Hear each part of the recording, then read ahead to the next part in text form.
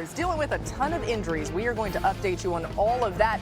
The Rams could be licking their chops tonight, but it's the NFL, so you never want to assume anything, right? As we welcome you in here, Lindsay Theory is in L.A. covering tonight's game. Of course, she joins us now. Lindsay, as I said, injuries a big issue for San Francisco right now. Let's start with the quarterback position where Brock Purdy is out tonight.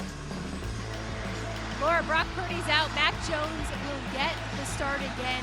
He has confidence in his ability to step up. He won a couple of games for the Niners in weeks 2 and 3.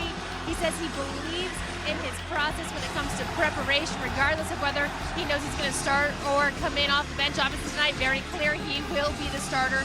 Here's what's going to be Mac Jones' biggest challenge tonight, among other things. Who is he throwing the football to? He's without several receivers. Juwan Jennings is out.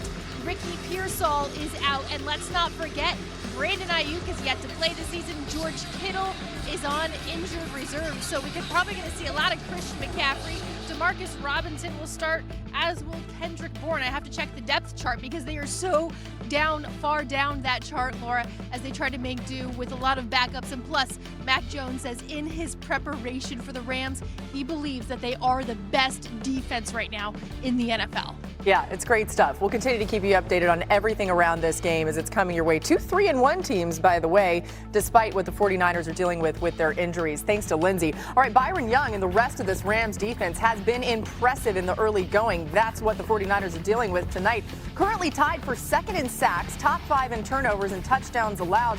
49ers offense, meanwhile, has struggled to take care of the ball. Their 8 turnovers, tied for the most, actually, in the NFL.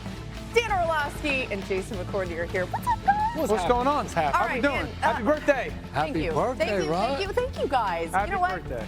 Nowhere else I'd rather be spending my birthday. Well, Really? no, but this is Watching a pretty Rams great. This is touchscreen? pretty great. I can't wait for that. Dan, why is this Rams defense such a problem for teams right now? Yeah, so one of the things that happened this year with this Rams, or last year, was that front four became such a viable part of their rush, and they were relatively vanilla with a lot of the things they did last year schematically.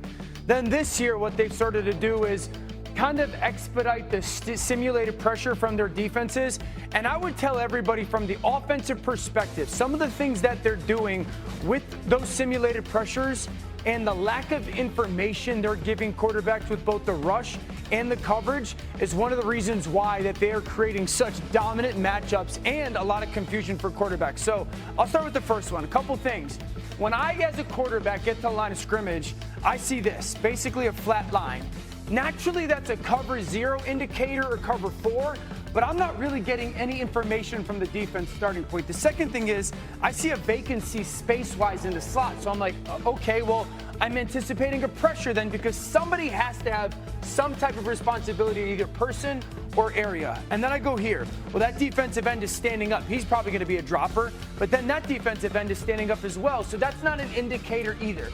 What happens is this. The Rams are going to bring pressure. They're going to do that simulated pressure where they go here, here, and up the field. And then this guy's a pressure guy. Now, J-Mac, I get a dropper, right? I get that dropper right there. And from an offensive perspective, I go, okay, I got 1, 2, but they have 1, 2, 3. Well, that's advantage them. I'm outnumbered. Absolutely. And then I go up top and they go, I have 1, 2, 3, but you have 1, 2, 3, 4. I'm in a bad space offensively. Exactly. And for us as a defense right now, I love that you showed this, and it's just a 4-man rush. But when you give us empty, now we have a lot of times have to get into what we call our empty check. And this right here is a defense that allows them to go 4-on-3 up top. And then now here for these guys down the bottom, he knows I have help inside and I can force that, but I'm going to have to close to this guy because he's just a spot dropper. He's not going to collision or run with this guy. The beauty of this is up top. Now you get a chance to have 2 DBs, a safety right here and a corner up top. They're looking to see how these 3 are displaced once the ball snaps. 2 of these guys go vertical. That means I have the inside guy, you have the outside guy. And then for me, like when I see this safety drive this, because this ball almost gets picked off, I look at it and go, well, if that safety's driving it, I want to launch a post, right? Absolutely. But you guys have outstanding leverage when it comes to this safety or this corner playing inside leverage, and it almost ends up an interception. Then I'll go to the next one. This guy's Jared Verse. This is a Defensive Player of the Year candidate. As a quarterback, I'm sitting there going, okay, I have to protect those 4 or 5 guys. I'm getting all those people walking around as a defense. I need the ball to get snapped on the road, which is where San Francisco is going to be tonight. And now all of a sudden that guy gets pressure running through my center, and then there's that shell coverage. As an offense, I have nowhere to go with the football, also having to deal with the huge pressure. And the beauty of this is you see all of those guys running around. Behind Daniel Jones is a play clock. This is a 3rd down situation. Those guys are paying attention to the motion, to the tap by the guard, but they're also looking at that play clock, knowing when they got to get down and get to this blitz. And the beauty of it is now you have a dropper, and all we're doing is playing coverage. And you guys got 7 guys in coverage once again with only 4 rushers, and they get Verse on the center.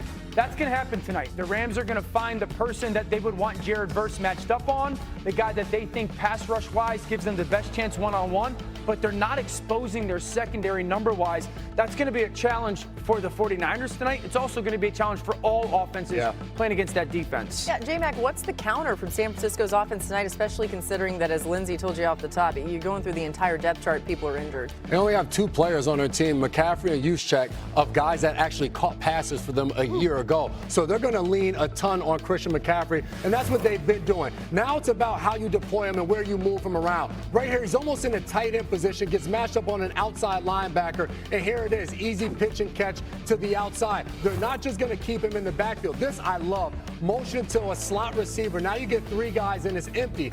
You expect McCaffrey to run a running back route, but this isn't that. He runs what we call a 7-cut, a deeper out, and scores the touchdowns against the New Orleans Saints.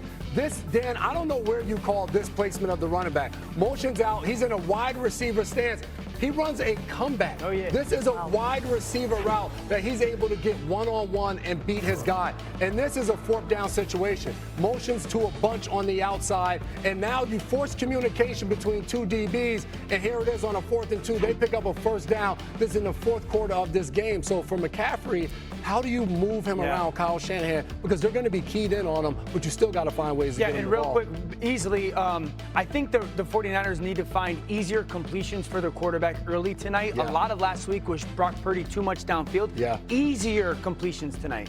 One area to watch was CMC. The Rams have the best goal-to-go defense this season. McCaffrey has the most goal-to-go rushing attempts. Let's get Adam Schefter in here with some top stories. And Shefty, we start in Baltimore. All eyes on Lamar Jackson's status this week. Laura, for the 2nd straight day today, Lamar Jackson did not practice due to that hamstring injury, and it's looking like he'll be unable to play Sunday against the Houston Texans, which would mean that Cooper Rush would step in and start for Lamar Jackson. Let's keep in mind, the Ravens play the Rams at home next week before there's a bye, so they could opt to hold him out of 2 games and get a month's worth of rest. Let's also keep in mind one other issue for the Baltimore Ravens. Their Pro Bowl safety, Kyle Hamilton, did not practice today due to a groin injury that it seems he sustained during practice yesterday. So they already are missing a whole bunch of starters.